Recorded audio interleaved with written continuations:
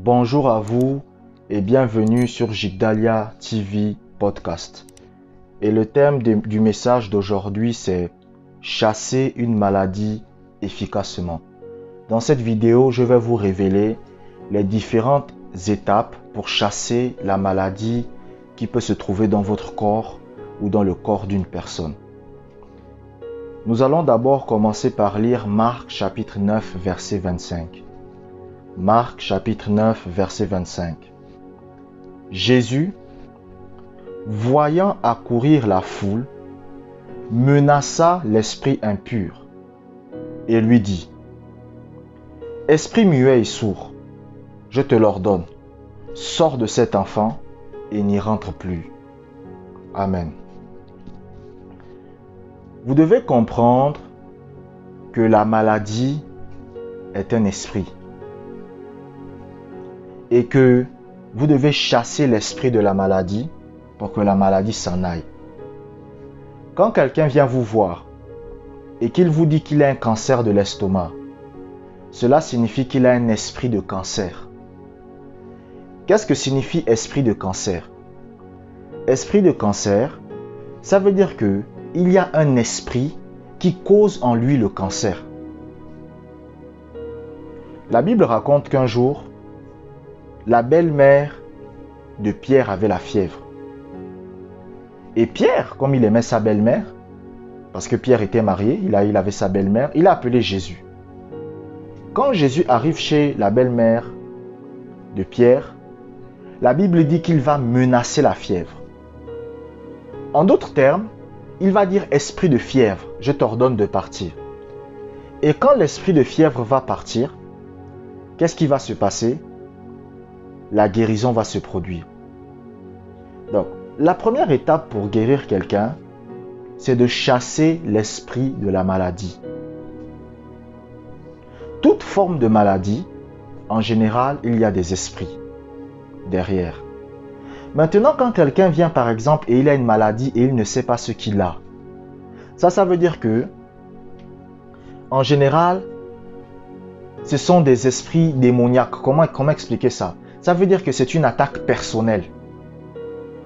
C'est-à-dire soit cette personne est entrée en contact avec l'occulte, en général, c'est-à-dire vous allez voir des gens qui vont prier les anges Michel, l'ange Michael, et ils contractent une maladie, ils ne savent pas d'où ça vient. Vous allez voir d'autres personnes, il y a un oncle qui ne vous aime pas, il vous envoie la sorcellerie.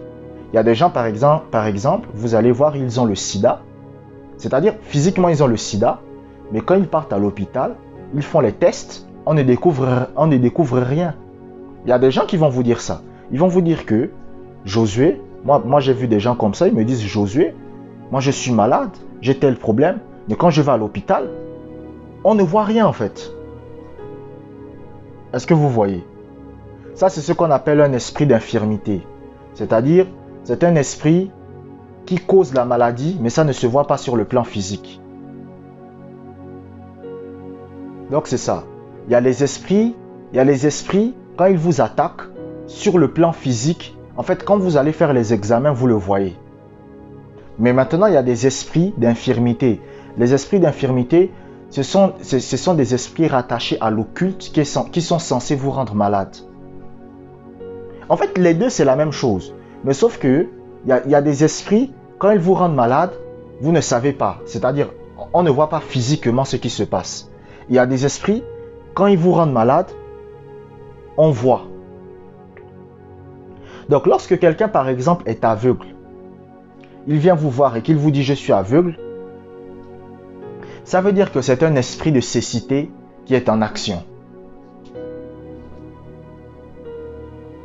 Lorsque vous posez la question à la personne, vous dites à la personne: mais comment tu t'es fait ça? C'est-à-dire, qu'est-ce qui s'est passé? Il va vous expliquer. Il va vous dire: tu vois, en fait, mon œil a tel problème, la rétine s'est brûlée par rapport à ceci, cela, ce qui fait en sorte que j'ai un esprit de cécité. C'est-à-dire que je suis aveugle. Mais qu'est-ce qui a causé ça? C'est un esprit. C'est un esprit. Derrière chaque maladie, il y a des esprits. Derrière chaque maladie, il y a des esprits. Maintenant, je ne parle pas de quelqu'un qui n'a pas respecté les lois naturelles. C'est-à-dire, si par exemple, il fait -5 degrés dehors, chez vous, et que vous sortez torse nu, et que vous tombez malade, là, ce n'est pas un esprit, là, c'est vous-même. Mais je parle de quand vous comportez bien, quand vous n'avez rien fait de mal, mais pourtant vous tombez malade. Là, il y a un esprit derrière. C'est la même chose que le Covid. Comment vous allez expliquer qu'il y a des gens qui attrapent le Covid, rien ne leur arrive. Il y a d'autres personnes, ils attrapent le Covid, ils meurent. C'est à cause de quoi? La raison en est très simple. Derrière le Covid, c'est un esprit qui donne ça aux gens. C'est un esprit qui donne le Covid aux gens. Donc, la première étape pour chasser la maladie, c'est de chasser l'esprit qui est derrière la maladie. Un esprit qui cause des maux de tête, c'est un esprit de maux de tête. Parce que quand on dit esprit de, ça veut dire esprit qui cause.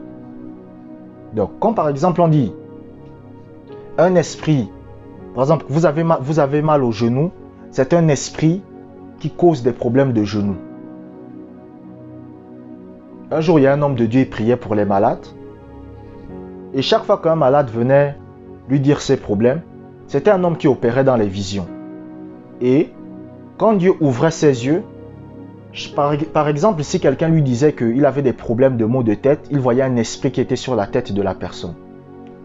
Quand quelqu'un venait lui dire qu'il a des problèmes de genoux, il voyait un esprit qui était agrippé au genou. Donc c'est comme ça. C'est-à-dire il y a des esprits qui sont là pour vous rendre malade. Donc l'esprit vient sur vous, il vous rend malade. Mais maintenant, vous voyez simplement la maladie qui est là. On va vous dire de façon naturelle ce qui s'est passé. Mais ce que vous ne savez pas, c'est qu'il y a un esprit qui a causé ça. Et c'est la même chose avec les yeux, avec les narines, les gens qui sont muets. Vous allez voir quelqu'un, il est muet. C'est à cause de quoi? C'est parce que c'est un esprit qui l'a rendu muet. C'est pour ça que Jésus a dit, esprit muet, je t'ordonne de partir. Donc, ça c'est la première étape. Vous devez chasser l'esprit qui est derrière la maladie. Si quelqu'un est schizophrène, vous dites esprit de schizophrénie, je t'ordonne de partir. Si une femme est stérile, vous dites esprit de stérilité, je t'ordonne de partir. Si un homme est sourd, vous dites esprit de surdité, je t'ordonne de partir. Si quelqu'un vient devant vous et il a l'hépatite, vous dites esprit d'hépatite A, je t'ordonne de partir. Donc c'est ça. Amen. Maintenant, nous allons lire un deuxième passage biblique. Je vais vous révéler la deuxième étape pour chasser l'esprit. 2 Corinthiens chapitre 5 verset 7. 2 Corinthiens chapitre 5 verset 7. Nous marchons par la foi et non par la vue. Vous devez comprendre qu'une fois que vous avez chassé l'esprit mauvais, une fois que vous avez chassé la maladie, vous devez maintenant croire que la maladie est déjà partie, même si vous la voyez encore. La foi, c'est la capacité de croire quelque chose, même si vos yeux vous disent le contraire. Quand par exemple, vous avez de la fièvre, vous dites esprit de fièvre, je t'ordonne de partir. Esprit qui cause la fièvre, je t'ordonne de partir. Et que l'esprit part. Vous devez maintenant croire que vous avez déjà votre guérison, même si vous ne la voyez pas encore. Regardez ce qui se passe avec le Seigneur Jésus-Christ. Vous savez, lorsque vous lisez les évangiles, il y a les mêmes histoires, mais écrites de façon différente. Ce sont les mêmes histoires, mais elles sont écrites de façon différente. Quand vous lisez l'histoire de la belle-mère de Pierre qui avait la fièvre, lorsque Jésus va venir lui voir, Jésus va chasser l'esprit. Et qu'est-ce que Jésus va faire après avoir chassé l'esprit? Il va faire lever la belle-mère de Pierre. Donc pour lui, c'est comme si la fièvre était partie. Donc, quand Jésus va dire à l'esprit, je t'ordonne de partir, l'esprit est parti. Mais la belle-mère de Pierre ressentait toujours les effets de la fièvre. Mais qu'est-ce que Jésus a fait? Jésus a pris la belle-mère de Pierre et l'a fait lever. Et quand la belle-mère de Pierre s'est levée, maintenant, et a commencé à vaquer à ses occupations, la fièvre a disparu. Donc, Jésus a cru que la fièvre était déjà partie, même si, avec ses yeux, il voyait toujours la fièvre. Donc, il y a des gens comme ça. Parfois, vous êtes malade, vous avez une maladie. Vous chassez l'esprit. Vous dites, esprit de tel, je t'ordonne de partir. L'esprit part. Mais le problème, c'est que quand vous ressentez encore les effets dans votre corps de la maladie, vous ne croyez pas que vous êtes déjà guéri. Vous savez, c'est comme quand vous prenez de la Doliprane. Bon, moi, je ne prends pas de médicaments. Vous voyez, ça fait un bail que j'ai pris des médicaments. Ça fait très longtemps. Je ne prends pas les médicaments. Je n'ai même pas de médecin traitant. Vous voyez? Je ne vous demande pas de faire comme moi, s'il vous plaît. Voilà. Ça, c'est moi. Donc, qu'est-ce qui se passe? Lorsque vous prenez de la Doliprane, quand vous avez des maux de tête, par exemple, et que vous prenez de la Doliprane, les maux de tête vont partir. Ce n'est qu'une question de temps. Il faut simplement laisser au médicament du temps. Donc, le temps que le médicament fasse effet, ce qui va se passer, c'est quoi? C'est que la santé va se produire. C'est la même chose lorsque vous chassez une maladie. Lorsque vous avez une maladie et que vous la chassez au nom de Jésus, cela prend du temps pour que la guérison se manifeste. C'est comme la Doliprane. Vous ne pouvez pas prendre la Doliprane maintenant et vous dites en une seconde ça agit. Non, il faut laisser le temps que ça agisse. Donc, quand vous chassez la maladie, quand vous chassez une maladie, vous devez croire que la chose s'est déjà produite, même si vous n'avez encore rien vu. C'est ça. Un jour, il y a un homme qui était sourd. Et il est venu voir Smith Wigglesworth. Parce qu'il voulait être guéri. Smith Wigglesworth lui a imposé les mains. Et après que Smith Wigglesworth lui ait imposé les mains, Smith Wigglesworth a dit, ça y est, tu es guéri. Mais pourtant, le gars était toujours sourd. Il n'entendait rien. Et le gars est parti s'asseoir. Et après, Satan disait à Smith Wigglesworth, le gars pour qui tu as prié n'a pas été guéri. Smith Wigglesworth a dit non, il est guéri au nom de Jésus. Le diable ne faisait que lui répéter ça. Le gars pour qui tu as prié n'a pas été guéri. Le gars pour qui tu as prié n'a pas été guéri. Smith Wigglesworth répétait, non, il a été guéri. Et qu'est-ce qui s'est passé? Au bout du 3e jour, les oreilles du gars se sont ouvertes. Ses oreilles se sont ouvertes, donc le gars était sourd. Mais c'est après le 3e jour qu'on ait prié pour lui que la guérison s'est produite. C'est pour ça qu'il y a des gens, je vous dis, on peut prier pour eux et après ils ne réussissent pas à manifester leur guérison. Pourquoi? Parce qu'on prie pour eux. Mais ce qu'ils ne comprennent pas, c'est que la guérison peut se manifester après 3 jours, après 1 semaine, après 1 mois. C'est ce qu'ils ne comprennent pas. Moi, il y a des gens pour qui j'ai prié, ils ont été guéris après 2 semaines. Il y a des gens pour qui j'ai prié, ils n'arrivaient pas à dormir. Ils ont été guéris après 3 semaines.